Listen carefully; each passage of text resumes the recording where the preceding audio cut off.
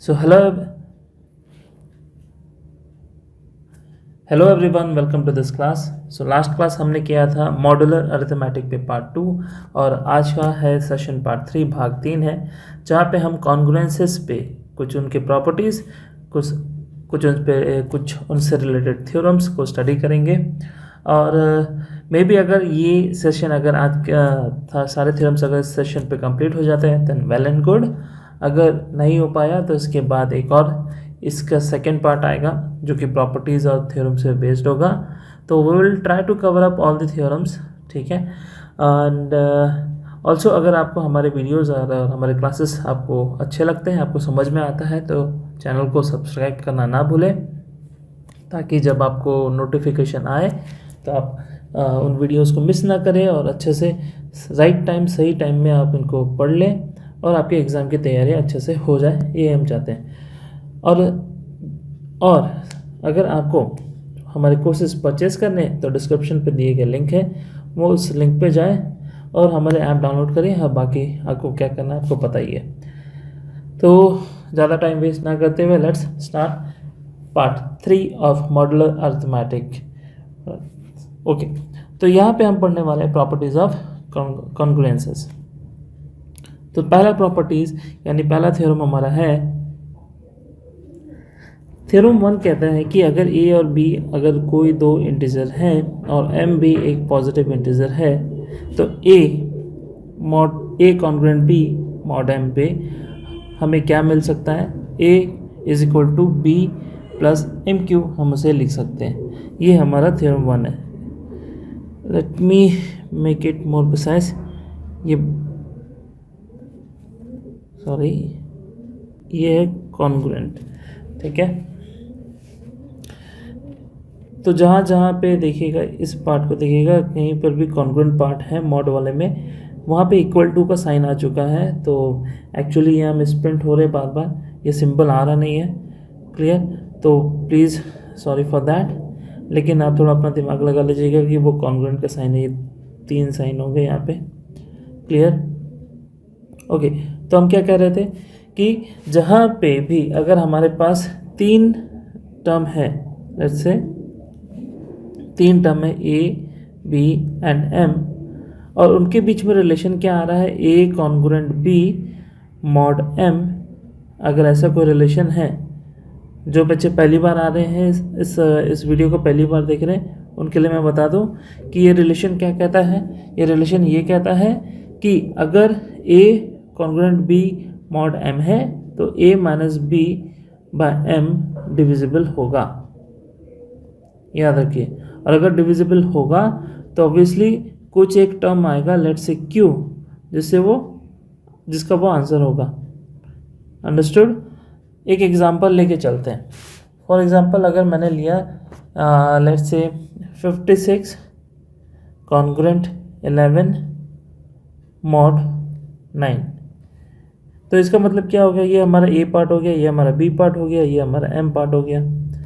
तो इससे हम ये बोल सकते हैं कि a minus b by m that is 56 minus 11 by 9 can be written as 45 by 9 and it is 5। तो this 5 is nothing but q, जो कि एक इंटीजर टर्म आ रहा है, ठीक है। तो ये स्टेटमेंट टोटली ट्रू है। तो अगर ऐसा होता है तो हम ये कह सकते हैं कि यहाँ पे इस टर्म को हम क्या लिख सकते हैं, हम लिखेंगे a minus B is equal to M Q, और माइनस बी अगर इधर जाता है तो ये हो जाएगा a is equal to B plus M Q. ये हमारा डिवीज़न फॉर्म में आएगा, जो कि एक यूक्लिड डिवीज़न लेमा के फॉर्म में भी है। अंडरस्टूड, ठीक है। एक और एग्जांपल लेते हैं। अगर हम if we have let's say 15 congruent 3 mod 9 that can be written as, according to theorem 1, that can be written as, if it is this one is a, this one is b, this one is m, तो हम क्या लिख सकते हैं क्या, 15 is equal to 3 plus 9 into Q, clear. अब Q हमारा क्या होगा, 15 माइनस 3 करिए, 15 माइनस 3 होता है 12, 12 डिवाइडेड बाई 9। एक्चुअली ये तो नहीं होगा, सॉरी, क्यों नहीं होगा, मैंने एग्जांपल ही कुछ ऐसा ले लिया, क्यों नहीं होगा। देखिए 15 माइनस 3 बाय 9 करते हैं, या था 12 बाय 9, जो कि डिविजिबल नहीं है, तो दिस स्टेटमेंट इज़ ट्रू। तो इस फॉर्मेट को हम ऐसे नहीं लिख सकते। अच्छा, यहाँ 9 की जगह मान लीजिए 4 होता, तो वो हो सकता था, अगर ये 4 होता 9 की जगह, तब ये डिविजिबल होता। इसका आंसर क्या आता, 3, और यहाँ जो Q का वैल्यू है वो हो जाता 3। तो कोई भी इस तरीके का स्टेटमेंट अगर वैलिड है तो हम उसे क्या लिख सकते हैं, A is equal to B plus MQ। ये है थ्योरम 1। अब आते हैं हमारे सेकेंड थ्योरम पे। थ्योरम 2 हमारा क्या कहता है। थ्योरम 2 सेम स्टेटमेंट है थ्योरम 1 की तरह कि अगर A B दो इंटीजर है और M भी एक पॉजिटिव इंटीजर है और इनके बीच में रिलेशन आता है कि A congruent B modulo M, अगर ये स्टेटमेंट ट्रू है, ठीक है, और यहाँ पे एक इनको सॉल्व करने पे एक क्वेश्चन जनरेट होता है, ठीक है। तो अगर ये स्टेटमेंट ट्रू है तो ये कह रहा है कि A और B को अगर हम M से डिवाइड करेंगे तो दोनों का रिमाइंडर सेम होगा। इसको समझने के लिए एक एग्जांपल ले लेते हैं। 56 कॉन्ग्रुएंट 11 मॉडुलो 9। अब यहाँ पे हमारा बट, अच्छा इसको पहले स्टेटमेंट चेक कर लेते हैं कि स्टेटमेंट ट्रू है या नहीं। तो 56 माइनस 11 क्या 9 से डिविजिबल है। 56 minus 11 is 45 by 9, that is 5. Yes, it is divisible, the statement is true. अगर ये स्टेटमेंट ट्रू है तो हम चेक करेंगे क्या A और B को अगर हमने 9 से यानी M से डिवाइड किया तो क्या रिमाइंडर दोनों का सेम आता है। Let's divide it, 56 divided by 9, 9 6 54, that comes 2, 2 is the remainder, and let's divide 11 with 9, 9 1 9, that is 11 minus 9 is 2, hence here remainder भी 2 है। तो यहाँ पे को हमें क्या समझ में आया कि थ्योरम 2 क्या कहता है कि अगर कोई स्टेटमेंट इस तरीके का कॉन्ग्रुएंट स्टेटमेंट है जो कि ट्रू है तो वहाँ पे एक नंबर एग्जिस्ट करेगा Q, और अगर हमने M से डिवाइड किया उन दो पॉजिटिव इंटीजर्स को तो दोनों के रिमाइंडर सेम होंगे, दोनों के रिमाइंडर सेम होंगे। This is what theorem 2 is talking about. Let's see our next theorem number 3। अब आते हैं हमारे थ्योरम 3 पे। थ्योरम 3 क्या कहता है कि अगर हमारे पास एक इंटीजर है A इंटीजर है हमारे पास और एक M मॉडुलो हमारा पॉजिटिव इंटीजर है, तो अगर ये एक्सप्रेशन कुछ ऐसा होता है, ओके यहाँ फिर छूट रहा है, ये है A कॉन्ग्रुएंट 0 मॉड M। तो अगर हमारा एक्सप्रेशन आ रहा है A कॉन्ग्रुएंट 0 मॉड M, जिसको हम क्या लिख सकते हैं, A कॉन्ग्रुएंट 0 मॉड M को क्या लिख सकते हैं, can be written as A minus 0 by M। It will give A by M, और A बाय M अगर स्टेटमेंट ट्रू है तो ऑब्वियसली एक टर्म आएगा Q, यानी यहाँ पे A माइनस B नहीं बल्कि A डिवाइड हो रहा है M से, और अगर A डिवाइड M से हो रहा है तो हम उसे क्या लिख सकते हैं, M divides A, M bar A। Understood. Let's take example, अगर 63 0 कॉन्ग्रुएंट 0 मॉडुलो 7 है, क्लियर। तो ये क्या कहेगा कि 7 डिवाइड्स 63, क्यों, क्योंकि इसका आंसर क्या हो रहा है, 63 minus 0 by 7, that will come 63 by 7, it will give 9। Okay, तो ये स्टेटमेंट होता है थ्योरम 3 का। ओके, अब आते हैं हम नेक्स्ट थ्योरम 4 पे। तो हमारा थ्योरम 4 है, let A B C be any 3 integer and M be a positive integer, और इसके अंदर 4 सब सेक्शंस हैं। तो मैं चाहूँगा कि आप पहले वीडियो को पॉज कर लें और इसे अच्छे तरीके से पढ़ लें और समझ लें। आई होप आप सब ने वीडियो को पॉज करके इसे 2-3 बार रीडिंग किया होगा, ठीक। जिन बच्चों को ये समझ में आ गया, वेल एंड गुड, आप सच में ब्रिलियंट हैं।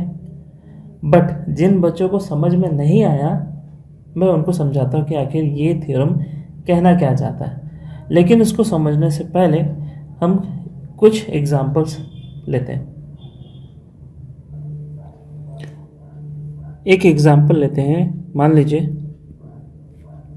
25 कॉन्ग्रुएंट 3 मॉडुलो 11 दिया हुआ है। चेक करते हैं weather this statement is true और नॉट। करना क्या है हमें, 25 माइनस 3 डिवाइडेड बाय 11 करना है।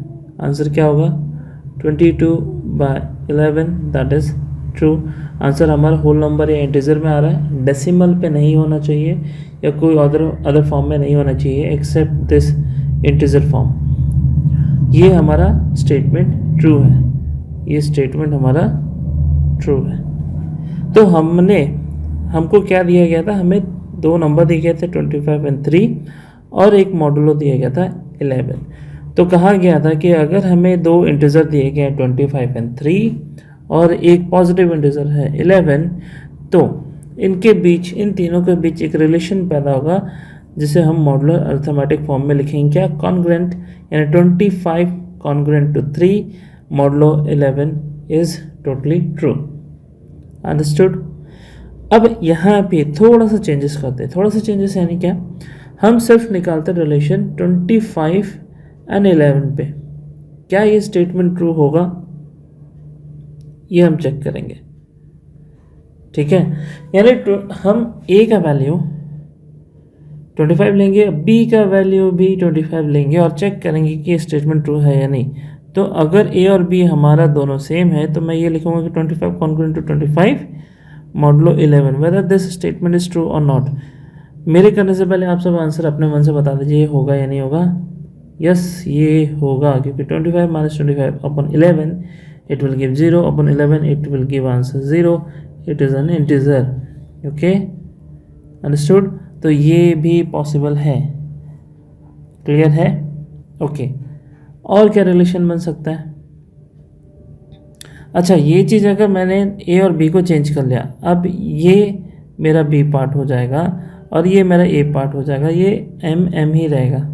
तो क्या मैं इसे ऐसे लिख सकता हूँ कि 3 is equal congruent to 25 modulo 11। Let check, 3 minus 25 upon 11 it will give minus 22 upon 11 it will give minus 2। Yes, ये भी एक इंटीजर है। This statement is also true. Getting my point.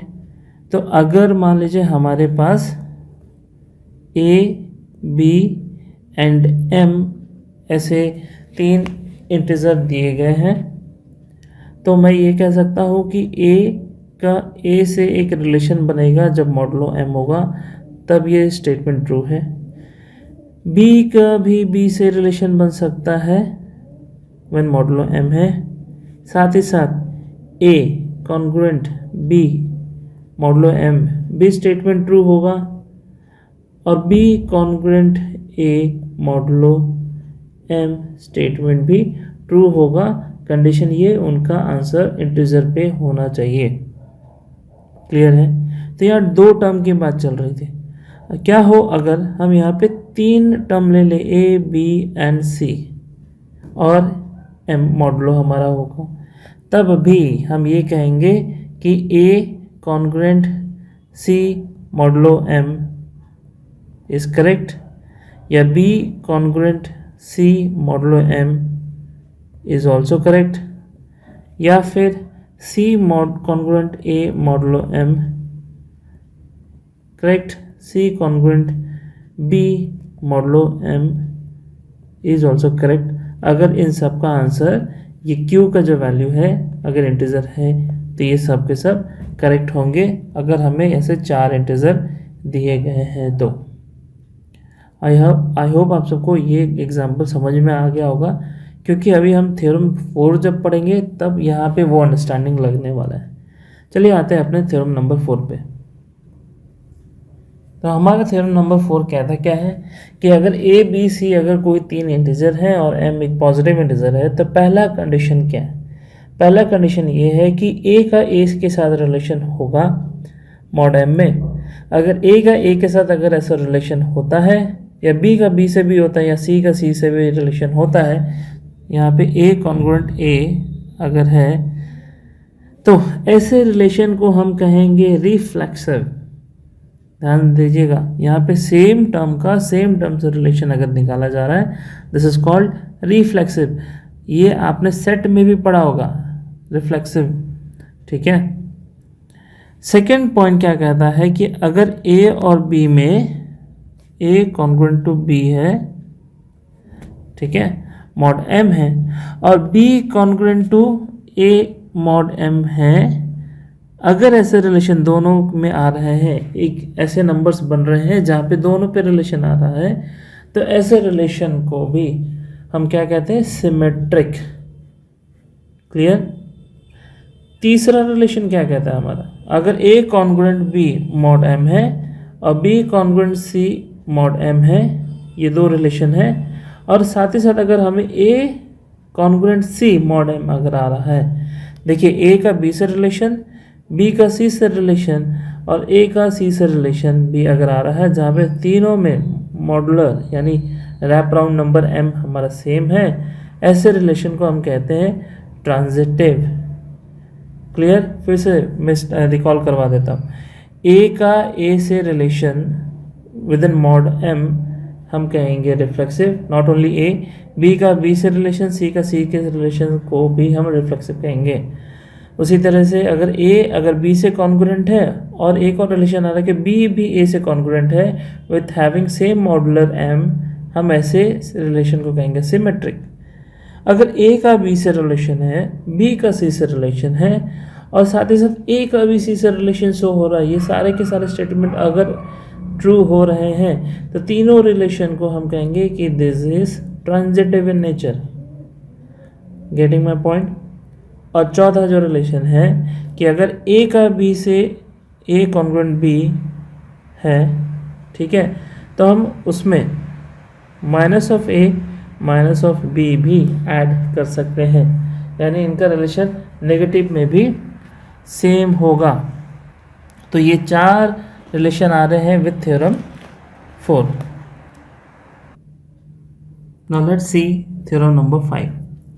Theorem number 5 क्या कहता है कि अगर हमारे पास तीन इंटीजर हैं a b c और m हमारा पॉजिटिव नंबर है, तब वहाँ पे क्या होगा कि अगर हमारा स्टेटमेंट पहला दिया गया है कि a कॉन्ग्रुएंट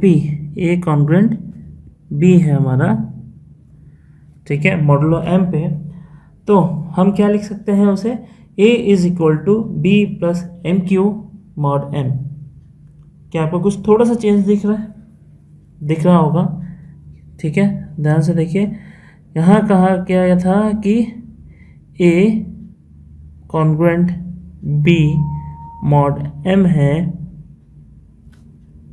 हम उसे क्या लिख सकते हैं, a minus B is equal to M Q, यानी a is equal to b plus M Q, ये लिख सकते हैं। ठीक है, लेकिन फिर ये तो एक्सप्रेशन है, ठीक है, लेकिन यहाँ पे कहना क्या चाह रहा है, यहाँ पे ये कह रहा है कि हम इसी थ्योरम को हम ये भी लिख सकते हैं कि a is congruent to b plus M Q with modulo m।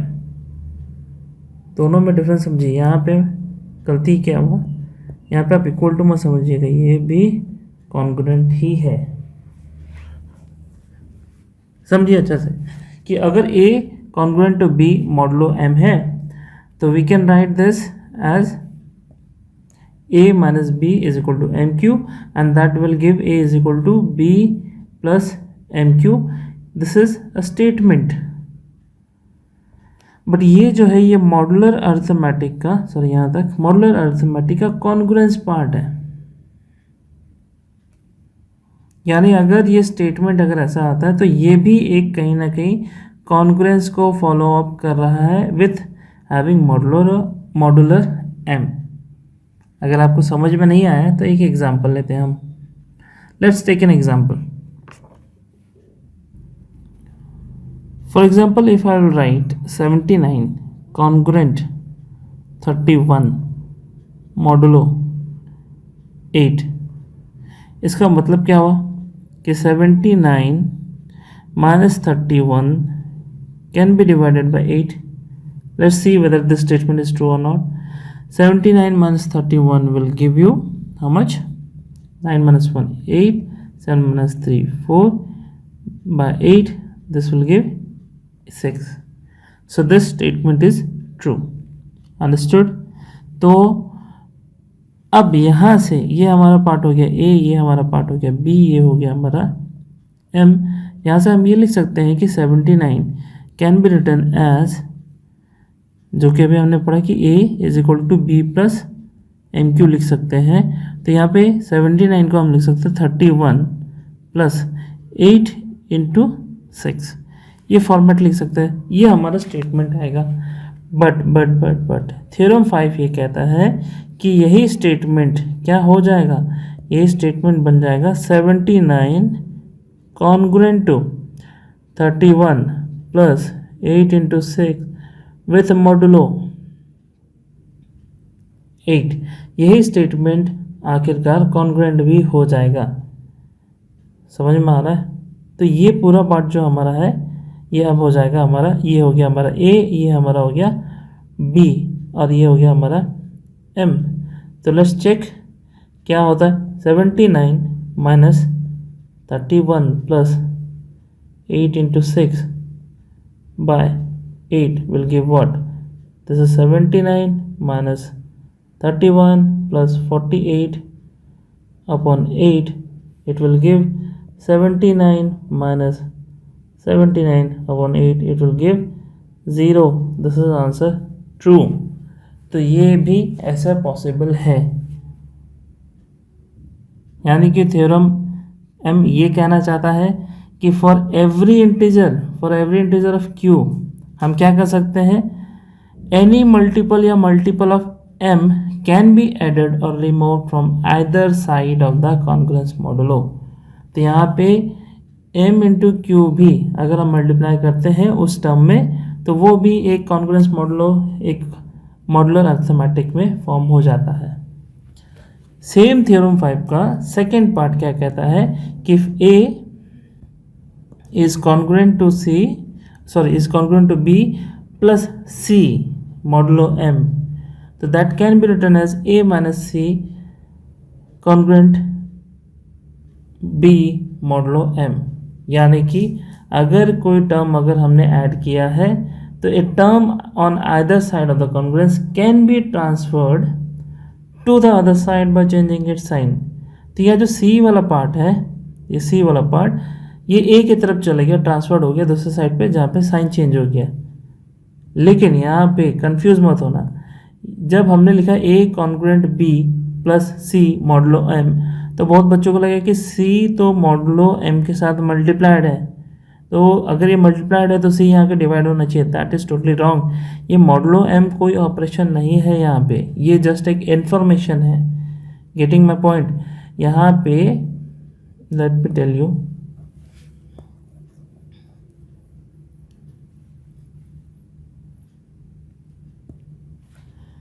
यहाँ अगर लिखा जाता है कि A congruent B modulo M, अगर ऐसा लिखा जाता तो ये बी और इस पूरे ब्रैकेट वाले पार्ट में मल्टीप्लिकेशन नहीं है, ये एक इन्फॉर्मेशन है कि आखिर ये रैप अराउंड नंबर कहाँ पे हो रहा है, ये m तक लिमिटेड है। यहाँ पे मॉडुलो हमारा 1 है, सॉरी m है, क्लियर है? या b और m में कोई ऑपरेशन नहीं हो रहा, ना इंटू ना डिवाइड ना कुछ, ये एक जनरल इन्फॉर्मेशन है कि ये कहाँ तक लिमिटेड है।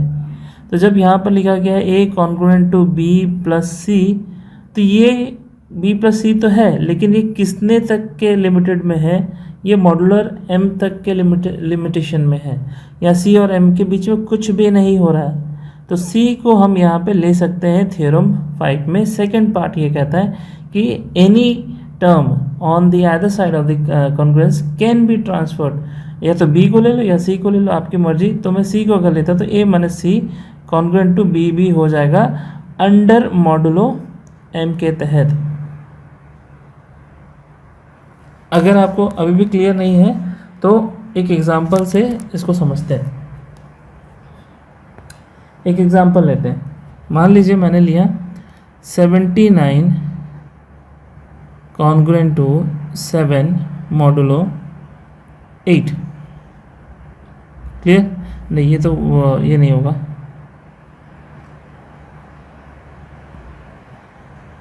एक एग्जांपल लेते हैं, 53 कॉन्ग्रुएंट टू 102 प्लस 41 मॉडुलो 15।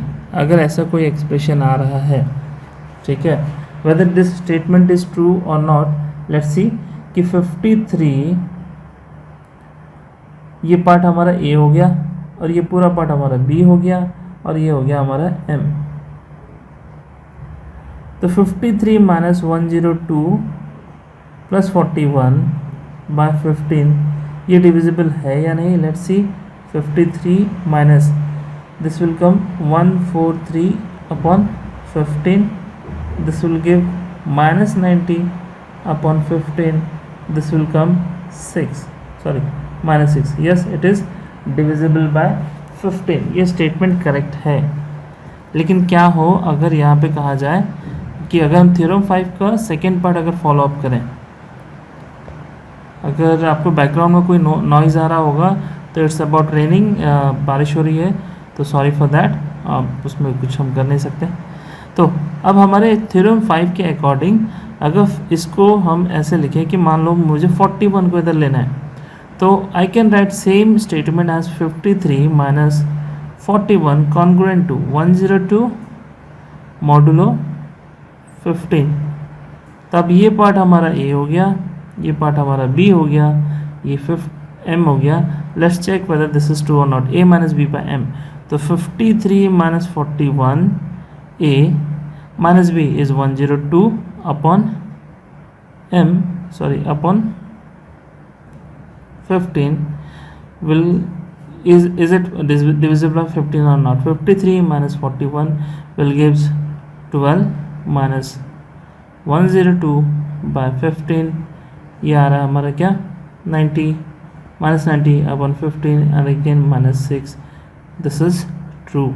तो सेम स्टेटमेंट को जो हमारे यहाँ पे स्टेटमेंट था क्या था, 53 congruent 102 plus 41 modulo 15 can also be written as 53 minus 41 102 modulo 15। दोनों ही स्टेटमेंट सेम है, ये थ्योरम 5 हमें कहता है। तो आज के लिए इतना ही करते हैं, क्योंकि 5 थ्योरम में ही आपके बहुत टाइम चला गया है, ठीक है, आधा घंटा हो गया होगा करीबन। तो बाकी रेस्ट थ्योरम्स हम अगले सेशंस में करेंगे। तो that's all for today, thanking you.